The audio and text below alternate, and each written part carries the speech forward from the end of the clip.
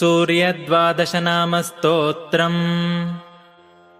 आदित्यं प्रथमं नाम, द्वितीयं तु दिवाकरम्, तृतीयं भास्करं प्रोक्तं, चतुर्थं तु प्रभाकरम्, पञ्चमं हरिदश्वं च, षष्ठं त्रैलोक्यलोचनम्, सप्तमं तु सहस्रांशुमष्टमं तु विभाकरम्, नवमं स्याद्दिनकरं, दशमं द्वादशात्मकम्, एकादशं त्रिवेदात्मा, द्वादशं सूर्यमेव च।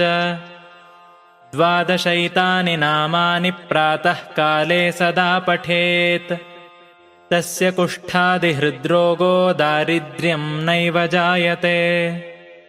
इति श्रीब्रह्माण्डपुराणे सूर्यद्वादशनामस्तोत्रम्।